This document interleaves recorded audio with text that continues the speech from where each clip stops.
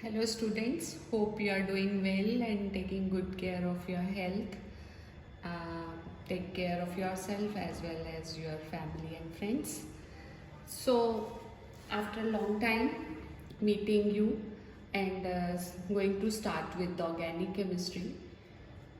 During my last lecture I gave you brief introduction about the heterocyclic compounds.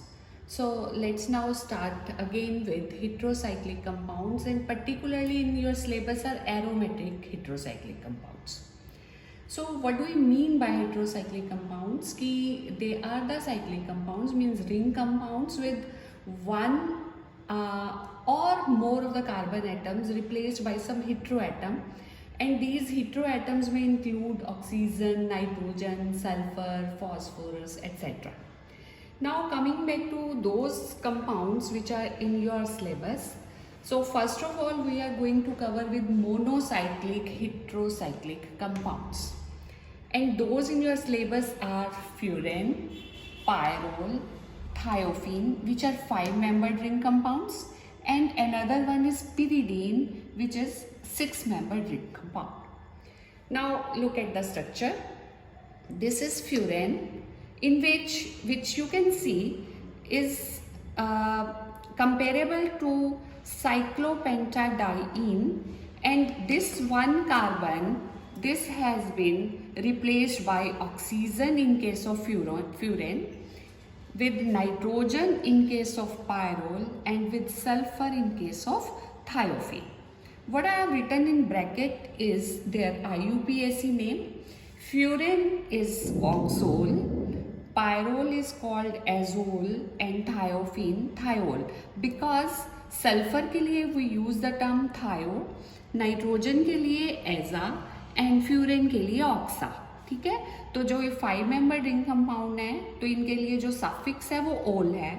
तो ऑक्सोल, azole and thiol are IUPAC names for furan, pyrrole and thiophene respectively. Coming to pyridine. Pyridine is an analog of benzene. जैसे ये 5-membered ring compounds cyclopentadiene के analogue थे, इसी तरह ये pyridine जो है वो बेंजीन का एनालॉग है, जिसमें ये वाला carbon has been replaced by nitrogen, और इसका IUPAC नेम रहता है एजीन. 6-membered के लिए सफिक्स इन हो जाता है, और एज फॉर नाइट्रोजन, जैसा हमने पायरोल के केस में बताया. सो these are the 4 monocyclic heterocyclic compounds which will be discussing one by one. लेकिन उससे पहले coming to the structure of heterocyclic compounds. अब एग्जाम की अगर हम बात करें या जनरल भी तुम्हें इंट्रोडक्शन देना चाहें, तो इन तीनों ये जो 5-membered, उसको हम बाद में पढ़ेंगे pyridine को. फ्यूरिन, पायरोल और थायोफिन तीनों 5-membered हैं, और इन तीनों की जो स्ट्रक्चर है जिसको हम ऑर्बिटल पिक्चर बोलते हैं वो सिमिलर रहेगी. सिर्फ ये जो हेटेरोएटम है ऑक्सीजन, नाइट्रोजन या सल्फर होने के कारण जो थोड़ा डिफरेंस आएगा उनकी प्रॉपर्टी में वो हम तुम्हें बताएंगे. लेकिन first coming to structure of heterocyclic compounds, मैंने इसको जनरलाइज इसलिए लिखा. बुक में जब तुम जाओगे पायरोल पढ़ोगे तो पायरोल की स्ट्रक्चर दिखेगी, और फ्यूरेन पढ़ोगे तो फ्यूरेन की डिस्कस की गई होगी, और थायोफिन पढ़ोगे तो उसकी होगी. हम जनरल बात कर रहे हैं. So this is a 5-membered ring, जिसमें ये जो X मैंने लिखा, this is heteroatom. This heteroatom can be N pyrrole में, ऑक्सीजन फ्यूरेन में, और सल्फर थायोफिन में. तो ये X है हेटेरोएटम, और बाकी जो कहीं नहीं मैंने लिखा ये कार्बन है ऑफ कोर्स. ठीक है ना. तो ये हर जो 5-membered रिंग है उसमें 4 कार्बन है और एक हेटेरोएटम. कार्बन की ground state structure 6 atomic number, तो 1s2, 2s2, 2px1, 2py1. और एक्साइटेड में जब जाएगा तो 2s से एक इलेक्ट्रॉन एक्साइट हो गया 2pz में, और उसके बाद sp2 हाइब्रिडाइजेशन हुई इन हाफ फिल्ड ऑर्बिटल्स की. ठीक है. अब ये हर कार्बन ने sp2 हाइब्रिडाइजेशन शो की है, तो एक इधर, एक इधर और एक इधर, ये 3 sp2 हाइब्रिडाइज्ड बॉन्ड्स बन गए हर कार्बन के. You can see right. Coming to heteroatom, suppose ये ऑक्सीजन है तो ऑक्सीजन का जो एटॉमिक नंबर है वो 8 होता है। तो कॉन्फ़िगरेशन क्या हो जाएगी, 1s2 2s2 2px2 2py1 2pz1। अब क्योंकि ऑक्सीजन है जैसे कि फ्यूरेन में, तो उसने 2 बॉन्ड बनाने हैं ना, एक इस कार्बन के साथ और एक इस कार्बन के साथ। लेकिन यहाँ तुम देख रहे हो कि जब उसे 2 बॉन्ड बनाने हैं, sp2 करें अगर हम, तो एक ही है हाफ फिल्ड ऑर्बिटल। बॉन्डिंग के लिए हमें हाफ फिल्ड ऑर्बिटल्स चाहिए होते हैं, इसलिए ये ऑक्सीजन भी एक्साइट हो जाती है। तो 2s से एक इलेक्ट्रॉन एक्साइट होके 2pz में चला गया और ये एक्साइटेड ऑक्सीजन की कॉन्फ़िगरेशन हो गई। अब ये sp2 हाइब्रिडाइजेशन हुई, 2 हाफ फील्ड ऑर्बिटल हैं तुम देख पा रहे हो, और एक में लोन पेयर ऑफ इलेक्ट्रॉन है, फुल फील्ड है, ठीक है। Suppose this x is now oxygen, ठीक। तो ऑक्सीजन ने sp2 हाइब्रिडाइजेशन की, 2 तो ये हाफ फील्ड ऑर्बिटल ने इन कार्बन के साथ बॉन्ड बना लिए, और जो तीसरा है which I have shown over here, that is this one, ये वाला, इसमें क्या है, लोन पेयर ऑफ इलेक्ट्रॉन। तो यहां पे मैं दिखा सकती हूं 2 electron, right. This is when x is oxygen. ऐसे ही आ जाओ नाइट्रोजन, यानी अगर पायरोल है तो, सल्फर अगर ये थायोफिन है तो। अगर नाइट्रोजन है तो एटॉमिक नंबर 7, ये कॉन्फ़िगरेशन देख पा रहे हो तुम। सेम वे अब नाइट्रोजन इस पायरोल पे आओ।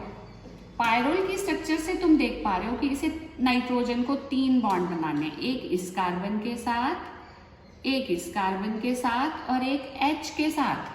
तो 3 हाफ फील्ड नाइट्रोजन के पास ऑर्बिटल होने जरूरी है, जो कि यहाँ पे नहीं है अगर sp2 करें तो 2s फिर से एक्साइट होगा, और अब कॉन्फ़िगरेशन एक्साइटेड स्टेट में नाइट्रोजन की ये हो जाएगी। sp2 हाइब्रिडाइजेशन में तुम देख पा रहे हो कि 3 हाफ फील्ड अब ऑर्बिटल हैं, और अगर ये x वापस यहाँ पे आए हम, और if this x is nitrogen, तो एक बॉन्ड ये इधर बनाएगा, एक बॉन्ड इधर बनाएगा, और तीसरा, अब ऑक्सीजन के केस में तो यहाँ पे मैंने ये दिखाया, ये लोन पेयर ऑफ इलेक्ट्रॉन रहता था। लेकिन अगर ये ऑक्सीजन है, सॉरी नाइट्रोजन है, तो अब ये तीसरा जो ऑर्बिटल है ये H के साथ बॉन्ड बना लेगा।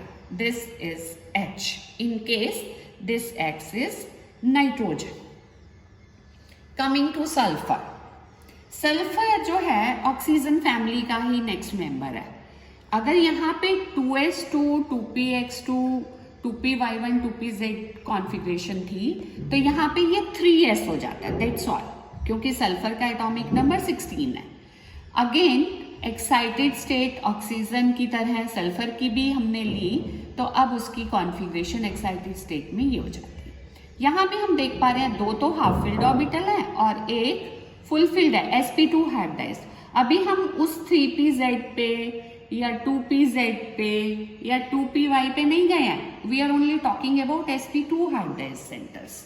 तो now if this x is oxygen, तो इसने उसी तरह 2 कार्बन के साथ बॉन्ड बनाया, और जस्ट लाइक ऑक्सीजन, अब फिर से इस H को भूल जाओ, जस्ट लाइक ऑक्सीजन अगर ये सल्फर है तो सल्फर के पास भी तीसरे sp2 हाइब्रिडाइज्ड ऑर्बिटल में एक लोन पेयर ऑफ इलेक्ट्रॉन रहता है। तो ये कॉन्फ़िगरेशन रहती है डिफरेंट हीट्रो एटम्स की, और उसके हिसाब से कैसे ये साइक्लिक स्ट्रक्चर बनती है। अब आते हैं हम इन लास्ट वाले 2p ऑर्बिटल्स पे। जैसे यहाँ पे हमने देखा एक्साइटेड कॉन्फ़िगरेशंस पे, या कार्बन में भी 2pz है और हर एक के पास एक इलेक्ट्रॉन है, 4 कार्बन है, चारों में मैंने ये जो पाई ऑर्बिटल ड्रॉ किया है, इसमें एक इलेक्ट्रॉन है, एंड यू कैन सी एक इलेक्ट्रॉन मैंने दिखाया है। एक की स्पिन अगर क्लॉकवाइज है तो दूसरे कार्बन की मैंने एंटी क्लॉकवाइज दिखाई है, क्लॉकवाइज एंटी क्लॉकवाइज। इसका रीजन है because you all now, you are quite senior now, कि जब उनकी ओवरलैपिंग होती है ऑर्बिटल्स की, तो सिर्फ अपोजिट स्पिन के इलेक्ट्रॉन्स ही आपस में ओवरलैप करते हैं, नो ना। इसी तरह हीट्रो एटम पे आओ।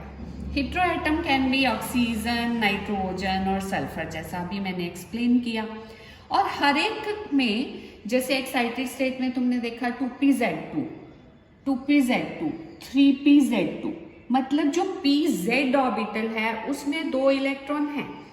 अब ये मैंने ड्रॉ किया है ये Z orbital. It may be 2pz for oxygen and nitrogen and 3pz for sulphur. यहां पे भी एक लोन पेयर ऑफ इलेक्ट्रॉन.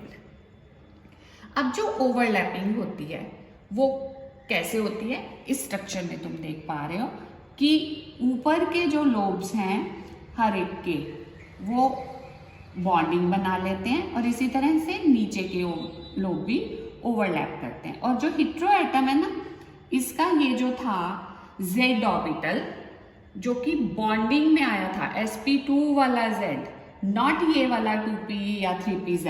ठीक है, sp2 वाला जो वेकेंट था उसने ओवरलैपिंग कर लिया. तो अब यहाँ पे ये इक्विवेलेंस का साइन है, तो यू कैन सी कि क्लाउड ऑफ इलेक्ट्रॉन बन जाता है, one above the plane of ring and second one below the plane of ring. और x के ऊपर यू कैन सी कि मैंने ये पेयर ऑफ इलेक्ट्रॉन दिखाया, और ये पेयर ऑफ इलेक्ट्रॉन कौन से वाला है? This one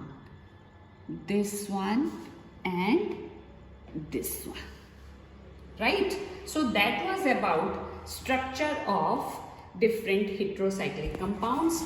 Maybe it's furan, or it is pyrrole, or it is thiophene. So structure अगर हमें समझ आ गई है heterocyclic compounds की, तो अब next हम देखना चाहेंगे कि इन heterocyclic compounds का करेक्टर क्या है. चैप्टर के लेक्चर के शुरू में मैंने कहा था एरोमेटिक हेट्रोसाइक्लिक कंपाउंड्स. तो हमारा जो नेक्स्ट टॉपिक रहता है that is about aromatic character of these heterocyclic 5 member ring compounds furan, pyrrole and thiophene. Now this is very important again if we talk about from examination point of view, because this is one of the question which is usually asked कि if we have these 3 compounds furan, pyrrole and thiophene, तो arrange them in order of their increasing or decreasing aromatic character, right? So now the aromaticity किसी compound में कैसे आती है? Aromatic character की जो conditions है वो क्या होती हैं कि compound should be cyclic, it should be planar and it should ओबे हक्कल्स रूल. हक्कल्स रूल तो सब जानते हो क्या होता है? 4n प्लस 2 पाई और नॉन बॉन्डिंग इलेक्ट्रॉन होने चाहिए for a compound to cyclic compound to be aromatic. ठीक है, अब स्ट्रक्चर में तुम देख पा रहे हो ये सब साइक्लिक है. पीछे मैंने अभी स्ट्रक्चर ड्रॉ की थी तो उसमें ये बताया था sp2 हाइब्रिडाइज्ड है सारे एटम, कार्बन भी हेट्रो एटम भी. और sp2 जब हाइब्रिडाइज्ड होते हैं कोई भी एटम तो वो स्ट्रक्चर क्या हो सकती है? प्लेनर. sp2 वाले प्लेनर होते हैं. तो दूसरी कंडीशन भी होगी. अब रह गई हक्कल्स रूल की बात. तो इन स्ट्रक्चर्स को देख के तुम देख पा रहे हो कि एक पाई बॉन्ड दूसरा पाई बॉन्ड, मतलब 2 पाई एंड 2 पाई 4 पाई इलेक्ट्रॉन. लेकिन हक्कल रूल क्या कहता है कि if n is number of ring, n is 1 इन सब में, तो 4 + 2 मतलब 6 होने चाहिए for these to be aromatic. तो अब जो तीसरे मतलब 2 और इलेक्ट्रॉन कहाँ से आए? तो स्ट्रक्चर में ही तुमने देखा, हमने हेट्रो एटम पे ये पेयर ऑफ इलेक्ट्रॉन दिखाया था 2pz में और 3pz में. तो ये सब कंपाउंड एरोमेटिक क्यों हुए? क्योंकि 4 पाई तो ये हो गए और 2 इलेक्ट्रॉन ये, तो टोटल 6 जो इलेक्ट्रॉन्स हुए वो इन कंपाउंड्स को हक्कल रूल ओबे करने को भी मजबूर कर देते हैं. तो all these compounds are aromatic in nature. ये तो हुई पहली बात कि सब के सब एरोमेटिक है. अब नेक्स्ट आते हैं कि कौन कम कौन ज्यादा. तो अब ये हेट्रो एटम हैं ऑक्सीजन, नाइट्रोजन और सल्फर. अगर हम पीरियोडिक टेबल के हिसाब से चलते हैं ना ऐसे, तो कार्बन, फिर नाइट्रोजन, फिर ऑक्सीजन, फिर उसके बाद आती है फ्लोरीन. वो उसका हमारा कंसर्न नहीं है. और ऑक्सीजन से नीचे उस ग्रुप में आती है सल्फर. अब according to different rules you know कि इधर अगर हम जाते हैं तो इलेक्ट्रोनेगेटिविटी इंक्रीज होती है और जब ग्रुप में नीचे आते हैं तो इलेक्ट्रोनेगेटिविटी डिक्रीज होती है। तो इन सब में यू कैन सी कि oxygen is most electronegative and sulphur is least electronegative, क्योंकि इधर इलेक्ट्रोनेगेटिविटी नीचे जाने पे डिक्रीज होती है, राइट। तो अगर अब हम इस पॉइंट को लें तो हम क्या देख पाते हैं कि ये लोन पेयर जब हेटेरो एटम रिंग को देता है तभी तो वो एरोमेटिक बनता है ना। अगर कोई एटम इलेक्ट्रोनेगेटिव होता है तो वो अपने पास रखना चाहेगा, देना नहीं चाहेगा इलेक्ट्रॉन को। ऑक्सीजन बीइंग मोस्ट इलेक्ट्रोनेगेटिव, ये लोन पेयर ये रिंग को कम देना चाहता है, अपने पास ज्यादा रखना चाहता है। अगर रिंग को नहीं मिलेगा तो ये 4n+2 कैसे बनेंगे, है ना। तो क्या समझ में आया कि उस हिसाब से जो फ्यूरेन है वो लीस्ट एरोमेटिक होना चाहिए। और जो सल्फर है, क्योंकि उसकी इलेक्ट्रोनेगेटिविटी सबसे कम है, तो वो सल्फर का लोन पेयर रिंग को आसानी से दिया जाता है, right. So it obeys हक्कल rule very easily. So thiophene is most aromatic in nature. तो अगर अरेंज करने को कहा जाए तो तुम कैसे करोगे, इंक्रीजिंग ऑर्डर में। इंक्रीजिंग ऑर्डर में करना है तो सबसे कम है फ्यूरेन, फिर पायरोल, और मोस्ट जो एरोमेटिक है दैट इज थायोफीन। डिक्रीजिंग में करना हो तो थायोफीन पहले लेंगे, फिर पायरोल और फ्यूरेन लीस्ट हो जाएगा। इसी चीज को मैंने बहुत सिंपल तरीके से अभी तुम्हें बता दिया, लेकिन एक्चुअली एरोमेटिक कैरेक्टर जो है वो हम एक्सप्लेन करते हैं through resonance. Here I have taken example of pyrrole, मैंने बीच का ये चुन लिया है। पायरोल की ये स्ट्रक्चर होती है। अब रेजोनेंस शो करने में मैं क्या बता रही हूँ कि ये जो हेटेरो एटम है ये अपना लोन पेयर रिंग को देता है, ये चीज भी हमें समझ में आई हुई है, ठीक है। तो कैसे रेजोनेटिंग स्ट्रक्चर बनेगा, इसने लोन पेयर रिंग को दिया और ये इलेक्ट्रॉन आगे मूव करे तो क्या हो गया, यहाँ आ गया डबल बॉन्ड, इसने इलेक्ट्रॉन दे दिए तो यहाँ आ गया पॉजिटिव चार्ज, और इसको इलेक्ट्रॉन मिल गए तो ये हो गया नेगेटिव चार्ज, ठीक है। 1-3 शिफ्ट बोलते हैं। If this is number 1, this is 2 and this is 3, तो 1 से शिफ्ट हुए हैं इलेक्ट्रॉन 3 पे, और जो 2-3 में डबल बॉन्ड था वो आ गया 1-2 के बीच में, तो ये 1-3 शिफ्ट चलेगी हर केस में। इसी तरह अब ये नेगेटिव चार्ज इलेक्ट्रॉन ये आगे गए, डबल बॉन्ड के आगे गए, नेक्स्ट स्ट्रक्चर बनी, एंड सो ऑन। तो इन स्ट्रक्चर में तुम क्या देखते हो कि सब में there is charge separation, plus minus same ring में।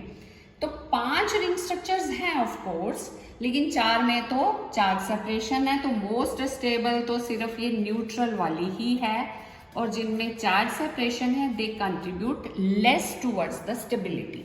जितनी रेजोनेटिंग स्ट्रक्चर ज्यादा होती हैं उतनी रेजोनेंस एनर्जी रिलीज होती है, उतनी वो कंपाउंड ज्यादा स्टेबल हो जाता है, ठीक है। सिमिलरली हम फ्यूरेन और थायोफीन के लिए भी ऐसी ही स्ट्रक्चर्स ड्रॉ कर सकते हैं।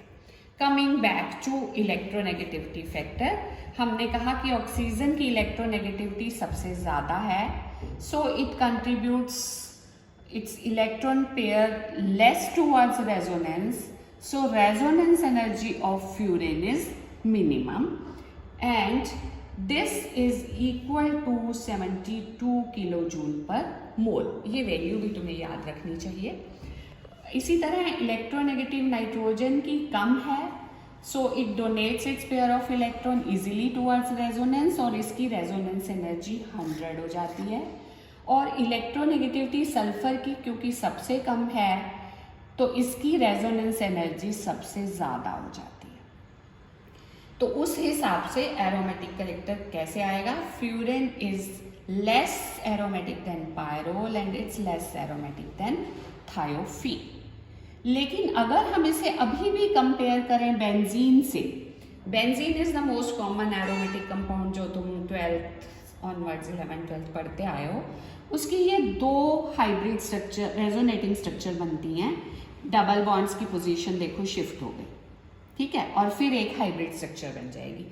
दो रेजोनेटिंग स्ट्रक्चर होते हुए भी इसकी रेजोनेंस एनर्जी है 151 किलो जूल पर मोल। इनकी पांच रेजोनेटिंग स्ट्रक्चर होते हुए भी रेजोनेंस एनर्जीज क्या है, 72, 100 एंड मैक्सिमम 125। रीजन जो मैं अभी पहले बता चुकी तुम्हें, 5 होते हुए भी स्टेबल स्ट्रक्चर तो सिर्फ ये फर्स्ट वाली है, बाकी सब में क्योंकि चार्ज सेपरेशन है और charge separation leads to instability, इसलिए उनकी कंट्रीब्यूशन कम रहती है। तो बेंजीन से ये अभी भी सब कम एरोमेटिक है। तो अगर बेंजीन से भी कंपैरिजन कराया जाए तो बेंजीन मोस्ट होगा एरोमेटिक, फिर थायोफिन, फिर पायरोलर, फिर furan. So that's all for today. अभी इतना ही समझो कि स्ट्रक्चर क्या रहती है। मैंने एक एग्जाम्पल देके समझाया है, यू ट्राई योर सेल्फ, अलग अलग सबकी ड्रॉ करके देखो, ठीक है। और नेक्स्ट जो हमने किया कि एरोमेटिक कैरेक्टर किस तरह से उनका इंक्रीजिंग और डिक्रीजिंग ट्रेंड रहता है और उसका रीजन क्या रहता है, right. So see you next time. अभी आप इसको समझिए।